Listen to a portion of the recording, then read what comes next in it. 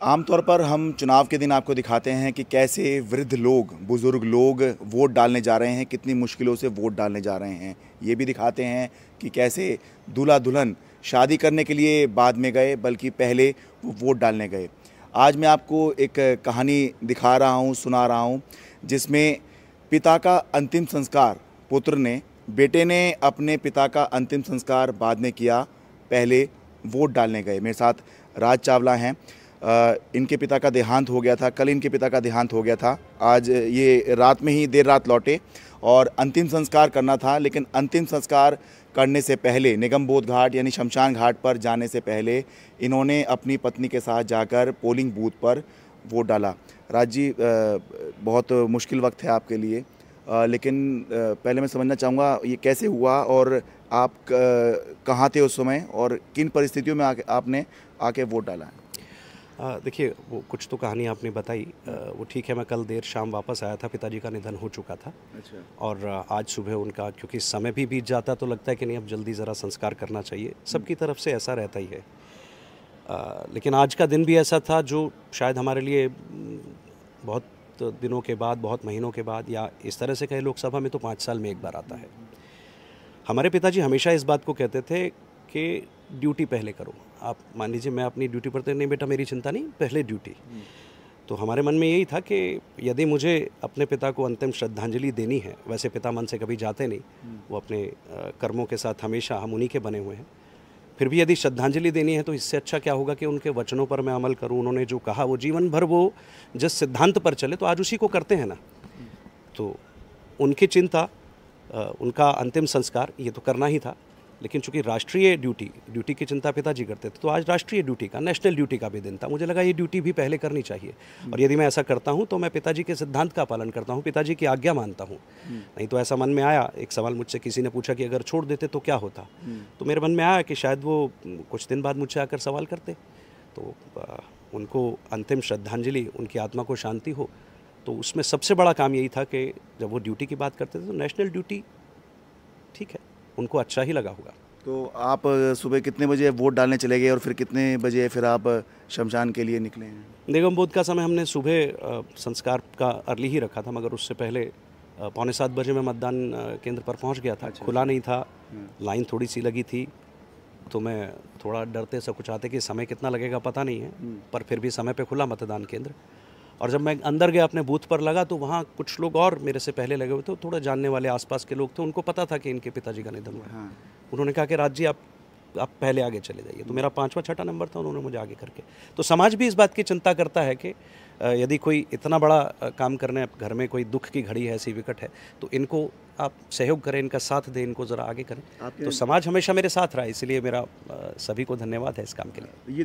ये तो बाद में आपने कहा कि हो गया, आपके मन में कहीं एक हिचकिचाहट नहीं थी कि अगर घर में किसी की मृत्यु हो जाए तो फिर सबसे पहले यही काम किया जाता है और कोई काम ज़रूरी नहीं हो सकता है, यही काम सबसे ज़रूरी होता है कि आप अंतिम संस्कार पहले करें? तो आप जाएंगे, लोग पूछेंगे कि भाई क्या क्या हुआ है, क्योंकि लोगों को तो पता होगा।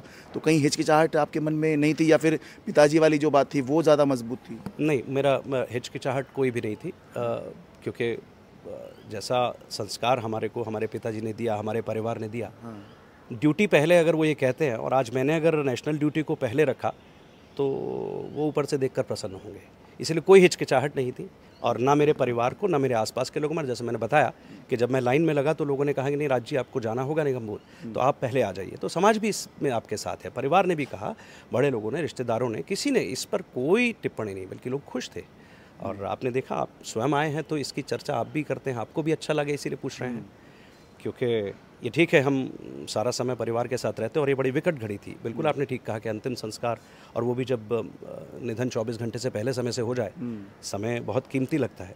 फिर भी नेशनल ड्यूटी भी अपने दिमाग में उतने ही लेवल पर रहती है। आप पेशे से पत्रकार हैं, आपके पिताजी सरकारी कर्मचारी थे? बिल्कुल, हाँ, इसीलिए कहा ना, वो हमारे पिताजी चूँकि सरकारी कर्मचारी थे, बहुत बड़े पद पर नहीं थे, तो जीवन भर उनके मन में ड्यूटी पहले ही रही। वो ड्यूटी, उन्होंने भी अपनी ड्यूटी ऐसे ही निभाई। वही देख करके हमें भी लगता था कि अपनी ड्यूटी को ही सर्वोपरि रखना चाहिए। परिवार 1 मिनट के लिए थोड़ा सा आगे पीछे कर सकते हैं, हो जाएगा। और जहाँ तक पिताजी का मामला है, उनके तो सिद्धांतों का पालन अगर मैंने किया है, मुझे विश्वास है कि वो प्रसन्न होंगे। आमतौर पे हम आज के दिन में जब स्टोरी दिखाते हैं तो कुछ लोग हंसते भी हैं, हंसते मुस्कुराते हैं, हंसते खेलते वाली स्टोरी होती है कि दूल्हा दुल्हन जो है शादी करने से पहले वोट डालने गए, या फिर हम दिखाते हैं कि कैसे बुज़ुर्ग लोग जो हैं कैसे मुश्किलों से, कोई व्हील चेयर पर जा रहा है, किसी को गोदी में उठा के ले जा रहे हैं, तो ऐसा करते हुए हम जो है दिखाते हैं। लेकिन आपकी कहानी बताते हुए ये बतानी इसलिए भी ज़रूरी है कि लोग समझें कि ये जो स्टोरी हम दिखाते हैं वो क्यों दिखाते हैं, ये स्टोरी भी हम क्यों दिखा रहे हैं, वो इसलिए दिखा रहे हैं ताकि लोग समझें कि मतदान जो है वो कितना ज़रूरी होता है, और कुछ लोगों के लिए कितना ज़रूरी होता है कि पिता का जो पार्थिव शरीर है वो अब इंतज़ार कर रहा है कि बेटा आएगा, अंतिम संस्कार करेगा। बेटे ने भी तैयारी पूरी करी, लेकिन पहले जो पिता ने जो ड्यूटी समझाई थी, जो कर्तव्य समझाया था, पहले उसका निर्वहन किया। और इसीलिए पहले अंतिम संस्कार करने से पहले सुबह सुबह ही सबसे पहले वोट डालने गए और वोट डाल के आए हैं। एक बार आप अपनी उंगली पे दिखा दीजिए ताकि ये जो प्रेरणा आपकी कहानी से लोगों को मिले, तो आज जितने लोग इसे देखकर वोट डाल सकें डालें, और आगे के लिए भी जो हैं लोग प्रेरणा लें कि कितना ज़रूरी एक मतदान होता है, कि अगर ये मतदान का अधिकार हमारे पास ना होता तो हम अंग्रेज़ों के समय में कहाँ अधिकार था। बिल्कुल, ये अधिकार तो हमें मिला, ये हम छीन के लिए आए हैं।